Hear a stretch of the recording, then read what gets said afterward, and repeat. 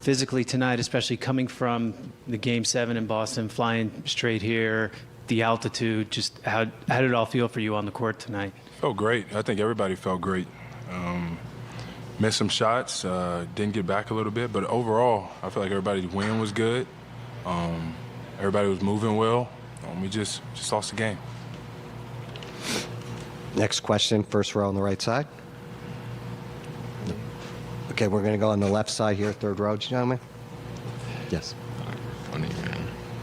Anthony Chang, Miami Herald, Jimmy, Gabe. Did it take a while? Did it feel like it took a while to get used to Denver's offense, just in the unique way they kind of generate shots around the rim, especially in the paint there early on? I mean, they're a physical group, and I think we had to adjust to their physicality early, especially myself. I mean, they had a couple layups on me early that we had to adjust to. But, you know, it's a long series. First to 4 wins, adjustments will be made, and we'll learn from this loss. First row in the middle, Joe Varden. Joe Varden, The Athletic. 2 questions. First, Gabe, you got kicked in the head there. I was wondering how you're doing after that. And then when teams play the Nuggets in the playoffs, when they see them for the first time, they remark on with how much force they play. And so I'm just wondering what you thought of the Nuggets through one game. I mean, I got a lot of hair on my head, so my head's doing all right, thankfully. But they're a good team. They're well coached. They're talented. You know, it's going to be a challenge. It's the finals. You know, we don't expect it any other way. We're looking forward to game 2. I definitely think they came out with a lot of physicality, and we have to be able to match that. They did their job on their home floor. You have to say that, but we will be ready. Like he said, we will adjust, do some things very differently, and come out here and be ready to get one for game 2. Left side in the fifth row. Jimmy, Nick Friedel, ESPN. Why do you think the offense struggled so much to find its rhythm throughout the night? Probably because we shot a lot of jump shots, myself probably leading that pack, instead of putting pressure on the rim, getting layups, getting to the free throw line. You know, when you look at it during the game, they all look like the right shots, and I'm not saying that we can't as a team make those, but got to get more layups, got to get more free throws. And whenever you miss and don't get back, the games get out of hand kind of quickly. We gave up too many layups, which we also can't have happen. But that's it as a whole. We got to attack the rim a lot more, myself included. On the left side, fourth row. Jimmy and Gabe, both for you. Wes Goldberg, Locked On Podcast Network. It felt like Bam was involved in the offense even more than in previous series. Was there things that you guys were able to do as this game went on to just play off of him a little bit more than maybe you guys were doing earlier? I mean, I think we're always trying to find Bam. And the way they guard, he tended to be open with some of our sets a bit, and he made some good reads tonight and made some shots. You know, he's aggressive. We're going to need him to continue to be aggressive and continue to attack and continue to make the right reads for us. I agree. When Bam is making shots, I think he makes everybody's job a lot easier. We want him to continually be aggressive, and he was making, you know, the right passes when he couldn't get a bucket as well. And those shots will fall for everybody next game. Stay with it. Keep playing that style of basketball. But in the end, if we guard a little bit better, not give up so many layups, get back, I think the game's a little bit different. Staying on the left side, second row. Peter Bow with The Athletic. Jimmy, I'm curious, Haywood Highsmith seemed like he was a bright spot for you guys tonight. Just what did you see out of his game, and what has he done to kind of earn more and more playing time? He's comfortable and confident. He shoots the ball very well. He cuts to the rim. He guards.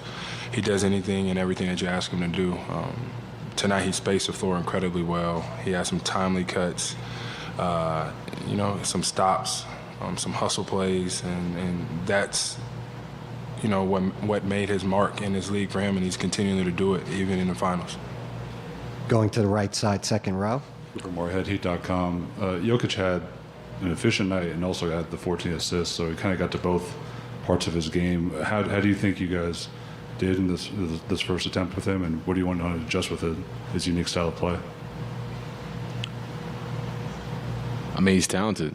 He's an MVP. You know, he's going to make plays. He's going to be great at times. We just got to continue to make it difficult. You know, be physical with him when we can.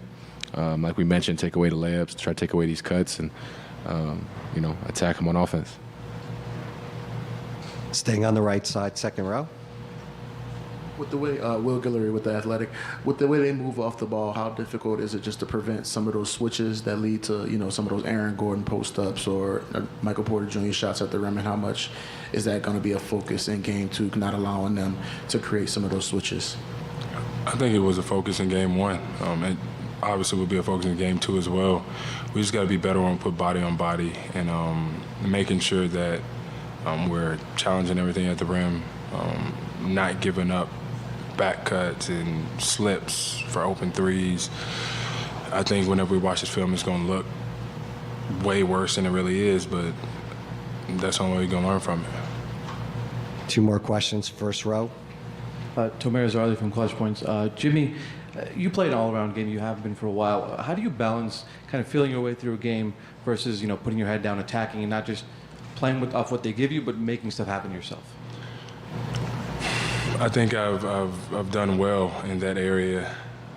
I'm always going to pass the ball to my teammates. I have so much belief and faith in them that they're going to take and make shots, and if they can't, then they're going to make the next play. That's how we've been playing all year long. That's not going to change now that we're in the finals. Maybe I have to be a little bit more aggressive. I got to put pressure on the rim.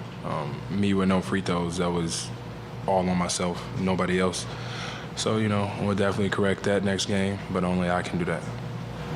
Final question, fourth row on the right side. Dan Devine, Yahoo Sports. Jamal got off to a really hot start, was able to get both to his pull-up game and into his facilitating game. Gabe, I'm wondering what kind of challenges does he prevent when you try to lock up one-on-one? And Jimmy, I know you kind of went after him a few times one-on-one, try to get that switch. Is that a way you can get into his legs a little bit more in Game 2? I mean, Jamal's a talented player. He can score in a number of ways. I think one of the things that makes him difficult to guard is when he gets off the ball. And then you got to deal with the cuts, and he's circling back, and they know they're looking for him. So when he's off the ball, you already know the ball is going to end up in his hands at some point. He's a dynamic scorer. He poses threats in different ways, and he's relentless. So it'll be a tall task, and we'll continue to work at it. And for me, you got to attack and attack everybody, not just one individual. I have to do a better job of creating the help, 1-2 guys, and getting into my shooter. Otherwise, finishing at the rim, making shots. But we missed a lot tonight, and we'll be better in Game 2 at the end of the day. That's what it is. So we'll take this, we'll learn from it, and we'll be back in 2 days. Thanks, gentlemen. Yeah, appreciate y'all.